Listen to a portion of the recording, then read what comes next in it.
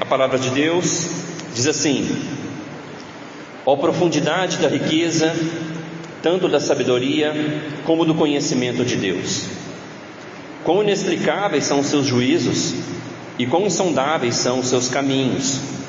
Pois quem conheceu a mente do Senhor? Ou quem foi o seu conselheiro? Ou quem primeiro deu alguma coisa a Deus para que isso lhe seja restituído? Porque dele, e por meio dele, e para ele são todas as coisas. A ele seja dada a glória para sempre. Amém. Oremos mais uma vez. Senhor, obrigado pela palavra. Como nós vimos na Reforma Protestante, sola Escritura que orienta a tua igreja, que disciplina, que exorta, consola as nossas vidas. Faça tudo isso hoje, Deus, em nome de Jesus, pelo teu Espírito. Amém. Meus irmãos, quem que você admira muito? Uma pessoa que você admira muito, uma pessoa muito inteligente. Por exemplo, eu lembro do Jô Soares, um comediante, mas depois que ele se tornou um entrevistador, dava gosto de ver as entrevistas, não por causa do entrevistado, mas pela inteligência do Jô Soares. Eu admirava aquele homem. Quando a gente pensa da sabedoria, quem que você admira pela sabedoria? Eu pensei em dois nomes, aquele Enéas, lembra que ele era candidato? A gente pensava que ele era louco na década de 90, mas quando viu agora que ele era muito sábio, de fato ele tinha razão em muita coisa que ele falava.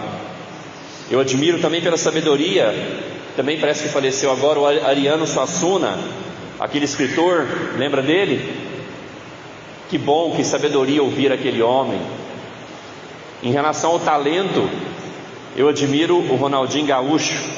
Dava gosto de ver ele jogar bola, não é mesmo? O talento, a magia que ele fazia com a bola. Por que eu estou perguntando isso? Porque aqui o apóstolo Paulo, que escreveu Romanos, está perplexo. Ele está totalmente admirado. Ele está de boca aberta perante a sabedoria, a riqueza, o poder e os caminhos de Deus.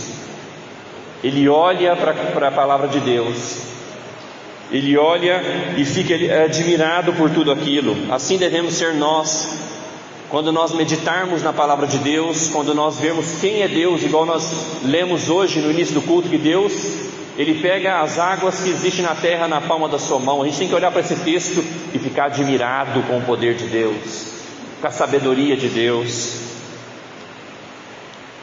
Paulo chega a falar assim: que profundidade é essa?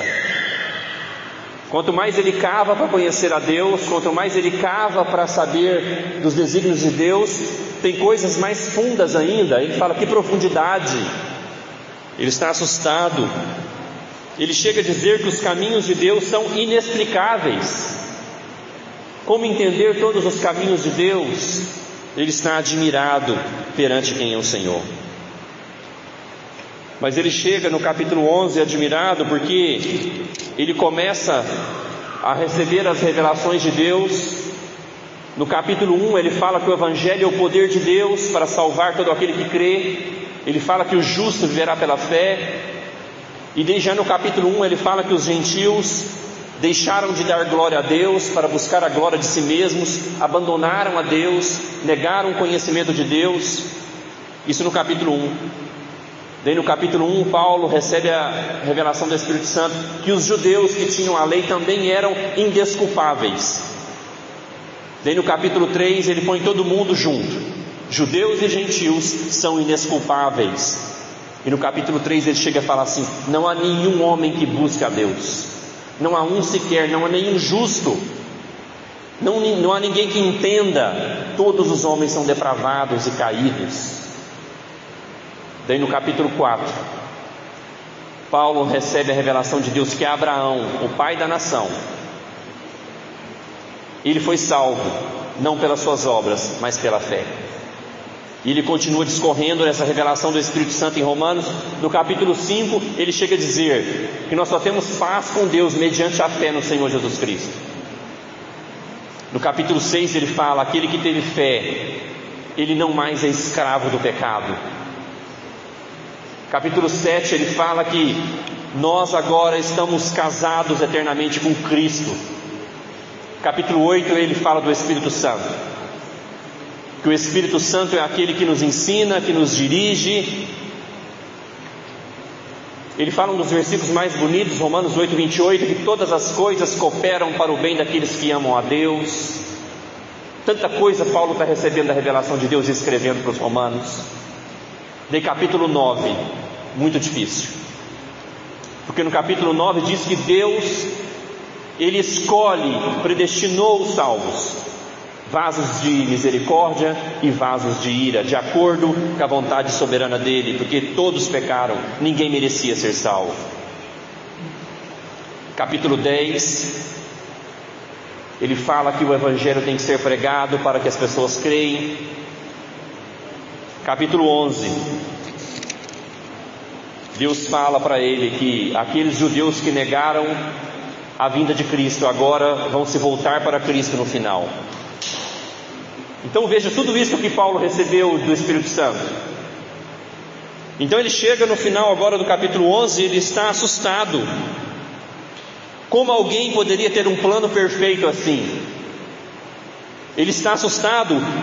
Como alguém, além de ter esses planos, poderia ser tão poderoso para executar esses planos na íntegra? Paulo, ao receber a revelação de Deus, ele pensa: como alguém poderia ter planejado tudo isso tudo? E todos os planos dependem dele. Paulo está perplexo, admirado com a beleza, com a sabedoria, com o talento de Deus em fazer todas as coisas. Assim deveria ser nós. Ao receber o Evangelho, ao ler a Bíblia, ficar perplexo, admirados com quem é Deus. E por que Deus faz todas as coisas? Paulo vem nos falar hoje. Deus faz todas essas coisas para a sua glória. Somente a Deus glória. Nós temos que falar um pouquinho da reforma protestante mais uma vez. Às vezes teve uma pessoa que falou comigo: não, mas você está batendo muito no catolicismo romano. Não é o objetivo, não é falar mal do catolicismo romano. O objetivo é mostrar por que foi importante e necessário a reforma protestante. Porque naquela época tinha muitos mediadores. Lembra da pregação Solos Christus? O Papa era um mediador, Maria é uma co-redentora, tinha vários santos que as pessoas buscavam as bênçãos de Deus. Por exemplo, naquela época foi instituído o beija-pé, onde as pessoas beijavam os pés dos papas. Isso foi extinto na década de 60, recente agora. Agora eles beijam a mão do Papa, já viu? Como uma reverência à submissão àquele homem. Então, na época do século XVI até o século XVI, quando teve a reforma, tinha vários mediadores, muita gente recebia glória na igreja. Era muita gente que era admirado. Era o Papa que tinha os seus pés beijados, eram os santos que recebiam glória, era glória para muita gente. E Deus, ele fala categoricamente na sua palavra que Ele não divide a sua glória. É somente a Deus glória por tudo. E também outra coisa que dava glória aos homens era a salvação pelas obras. Porque se a salvação depende da minha penitência, se a salvação depende das minhas boas obras, se a salvação depende da minha oferta no gasofilácio, das indulgências, a glória de quem? A glória é minha. Se a salvação depende de eu escolher a Deus, significa que eu sou melhor daqueles que não escolhem. Por isso que a salvação meritória, ela não dá glória a Jesus, ela não dá glória a Deus. Então, uma das coisas que os reformadores chegaram à conclusão: tem gente recebendo glória demais na igreja, não pode, somente a Deus glória. Por isso que os reformadores tiraram as imagens das igrejas. Os reformadores usavam aquelas roupas clericais, já viram? Todas pomposas, onde eles ficavam destacados, e colocaram uma roupa simples. Porque nenhum homem pode receber glória na igreja e na vida do crente, somente a Deus glória. E nós vemos aqui, irmãos, o apóstolo Paulo falando que tudo Deus faz através dele e por meio dele. Deus, ele quer receber glória. Por quê? Será que Deus é alguém assim que precisa ser acariciado, senão ele fica mal? Ele precisa ser elogiado, senão ele fica carente? Não. Deus quer receber toda a glória, porque ao glorificarmos a Deus, faz bem para nós. Estão entendendo? Porque nós fomos criados para a glória de Deus. Então quando nós adoramos a Deus, damos glória a Ele, o bem é nosso. Deus não precisa da nossa adoração. Ele lembra de Apocalipse 4 e 5 que nós lemos no culto Sol dos Cristos? Nesse momento Deus está totalmente adorado pelos seres celestiais, pelos anjos. Deus não está carente. Mas por que Ele quer receber toda a glória? Porque faz bem para nós. Porque nós fomos criados para esse propósito. Nossa igreja tem um catecismo, o breve catecismo de Westminster. Você tem que ler esse catecismo. A pergunta número 1 fala: qual o fim principal de todo homem? E a resposta é: o fim principal de todo homem, ou seja, o objetivo de todo homem é glorificar a Deus e se alegrar nele para sempre. Nós nascemos para a glória de Deus e nós fomos criados para encontrar alegria, satisfação na nossa relação com Deus. Quando isso não acontece, quando eu busco satisfação em outras coisas, quando eu dou glória a outras coisas, é o pecado de idolatria. O que é idolatria? Não é só eu me prostrar perante uma imagem de escultura, não. Idolatria é quando eu dou glória a outra coisa ou a outra pessoa que não é Deus. Idolatria é quando você se alegra, o motivo da sua vida é outra coisa que não é Deus. A idolatria política acontecendo hoje. Tem pessoas que nem dormiram direito. Tem pessoas que, se o seu candidato hoje perder, ele vai ficar mal. A idolatria do futebol, a idolatria do dinheiro, a idolatria de uma carreira, a idolatria de uma pessoa, de um relacionamento. Quem aqui nunca ouviu alguém falar assim: se essa pessoa me largar, eu mato ela? O que é isso? Idolatria. A vida da pessoa gira em torno daquela outra. Então Deus, Ele quer ser adorado, Ele quer que nós coloquemos tudo para Ele, a nossa esperança nele, porque nós somos criados para isso. E nesse texto que nós lemos, do versículo 33 a 36, vem mostrar por que totalmente a Deus glória. O versículo 33 fala o seguinte, apenas a parte A: ó profundidade da riqueza, tanto da sabedoria como do conhecimento de Deus. Por que Paulo fala isso? Lembra do lembrete que eu fiz do capítulo 1 até agora? Paulo está assustado como Deus tem um plano de salvar os homens que não merecem. Ele está assustado com a sabedoria de Deus, da riqueza de Deus tão profunda, de criar um meio para nos salvar. Que rica sabedoria é essa, ao saber da condição do homem e prover um meio para que o homem seja salvo. Quem de nós teria esse plano? Irmãos, pensem no Evangelho. Quem de nós teria esse plano perfeito? Deus tem que ser justo. Ele não pode nos deixar impunes perante o nosso pecado. Qual que foi o plano de Deus? Punir o seu próprio filho. Mas daí, para ser punido no nosso lugar, teria que ser um homem. Mas nenhum homem tem condições de pagar pelos nossos pecados, porque todos os homens são pecadores. Então o que Deus faz? Ele pega o seu filho, que é Deus como ele, e encarna ele no ventre de uma mulher, por meio do Espírito Santo. Então Jesus vem como homem. Ele não tem a descendência de Adão, então ele não tem o pecado em si. Que plano perfeito, meus irmãos! Quem de nós pensaria nisso? Numa única pessoa, Jesus é totalmente Deus e totalmente homem. Por isso Ele pode levar os nossos pecados na cruz. Como homem Ele nos representa, e como Deus Ele suporta a carga do pecado. Como Deus Ele suporta as tentações e vence Satanás. Que plano perfeito! Então o apóstolo Paulo está assustado com a sabedoria de Deus em salvar os homens. Quando nós olhamos para as 4 solas,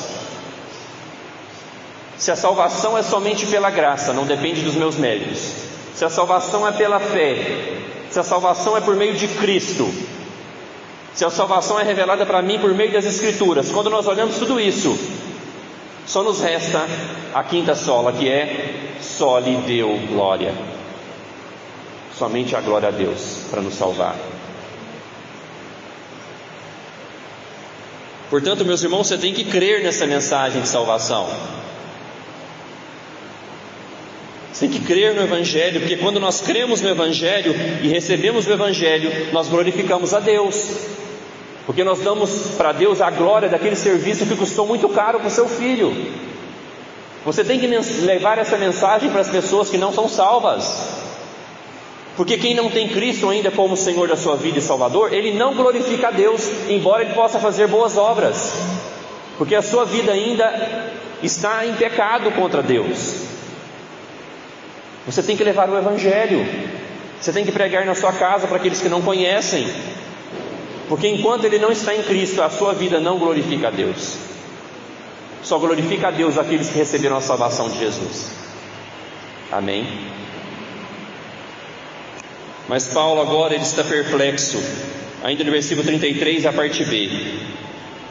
Quão inexplicáveis são os seus juízos e quão insondáveis são os seus caminhos.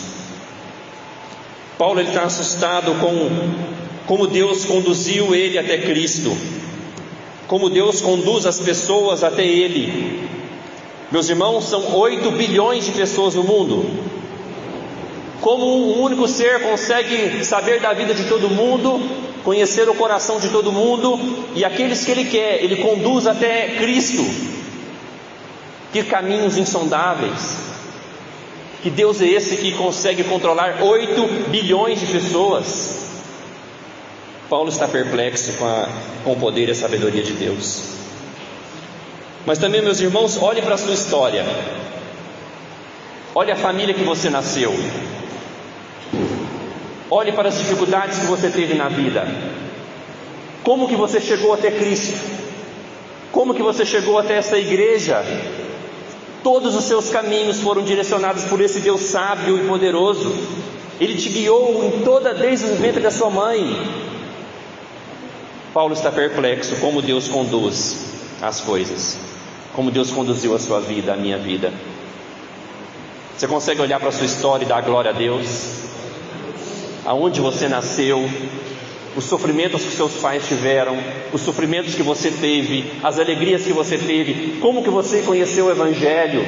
Deus conduziu todos os seus caminhos. Por isso que Paulo fala, quão inexplicáveis e quão insondáveis são os seus caminhos. Nós nunca vamos entender tudo. Portanto, meus irmãos, não murmure da sua história, não reclame. Tudo que passou, Deus estava lá e Ele está agora aqui para te conduzir para uma nova etapa. Tudo que passou, Deus conduziu tudo. Não murmure, não reclame, perdoe quem você tem que perdoar na sua caminhada, porque os caminhos de Deus são insondáveis, inexplicáveis. Talvez teve algo que aconteceu na sua vida muito ruim. Você pensa assim, nossa, foi um desastre na minha vida.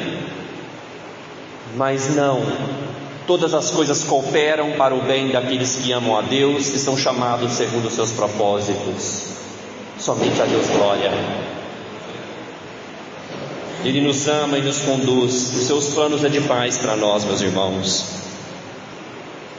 Mas agora veja comigo o versículo 34, Paulo fala, mas quem pode aconselhar a Deus? Quem pode falar que Deus talvez esteve errado? Ninguém. Deus nunca errou. Talvez você fale assim, Deus, na minha história eu queria te dar um conselho, não era bem assim. Não, quem é você para aconselhar a Deus? Quem é você para reclamar contra Ele? Porque ninguém tem como aconselhar aquele que existe desde a eternidade. E veja, meus irmãos, o versículo 35, ou quem primeiro deu alguma coisa a Deus para que isso lhe seja restituído? Ele não precisa de nada, e por não precisar de nada, Ele nos dá tudo. a salvação que nós já falamos, Ele nos dá família, filhos, Ele nos dá um lar. Deus só tem bênção para nos dar e Ele não precisa de nada de nós. Quando nós olhamos para nós o servimos porque nós precisamos dEle. Então nós vemos que um ser como Deus, Ele se importa conosco. Tudo veio por meio dEle, Ele que iniciou a criação, Ele que iniciou todas as coisas, tudo veio por meio dEle, e para Ele são todas as coisas. Então Ele não precisa de nada de nós, Ele que nos dá tudo.